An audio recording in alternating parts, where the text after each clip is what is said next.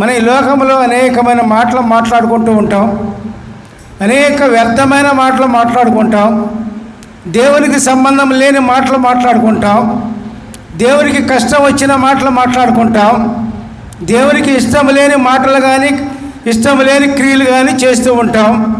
ముందు మాటలు వస్తాయి మనకి. మరి మనసులో ఉన్నదాన్ని బట్టి నోరు మాట్లాడనని దేవుడు చెప్తారు.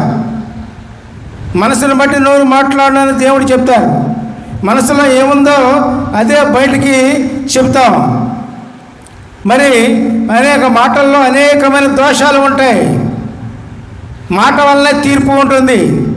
నువ్వు మంచివాడువో చెడ్డవాడువో తీర్పు పొందాలి అంటే మరి నీ మాటే ఆధారం. నీ మాట వల్లనే నువ్వు మంచివాడు అని తీర్పు పొందుతావు, నువ్వు మాట వల్లనే చెడ్డవాడు అని తీర్పు పొందుతావు. మరి నీ మాటలు ఎట్లా ఉన్నాయి ఒక్కసారి గమనించుకోవాలి పిల్లరా. దేవునికి స్తోత్రం. ఎక్కడైనా మీరు మాట్లాడతారు, ఎక్కడైనా ఏదో విషయంలో మాట్లాడతారు, బయట మీ మాటలు ఎట్లా ఉన్నాయి అది మనకు కావాలి పిల్లరా. అది ముఖ్యం. మాట వల్ల తీర్పు ఉంటుందని గుర్తుంచుకోవాలి. అదే ఇక్కడ రాయబడుతుంది మత్తయి 12:37 నీ మాటలు బట్టి నీతిమంతుడవని తీర్పు పొందుదువు, నీ మాటలను బట్టి అపరాధమని తీర్పు పొందుదువు. హల్లెలూయా, ప్రైజ్ ది లార్డ్. నువ్వు నీతిమంతుడవైనా అపరాధమైనా నీ మాటను బట్టే ఆధారం ఉంటుంది ప్రియులారా. నీ మాటలు బాగుంటే నువ్వు నీతిమంతుడివే. మాటలు బాగుండకపోతే, దేవునికి ఇష్టమైన మాటలు నువ్వు మాట్లాడకపోతే నీవు అపరాధివే.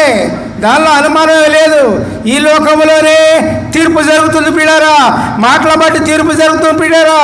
ఈ లోకంలో భూలోకంలో తీర్పులు జరుగుతున్నాయని భక్తులు రాస్తూ ఉన్నారు. హల్లెలూయా, ప్రైజ్ ది లార్డ్.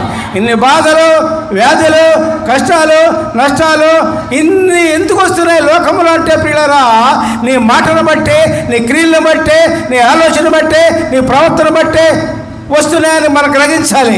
దేవునికి స్తోత్రం. Hallelujah, praise the lord.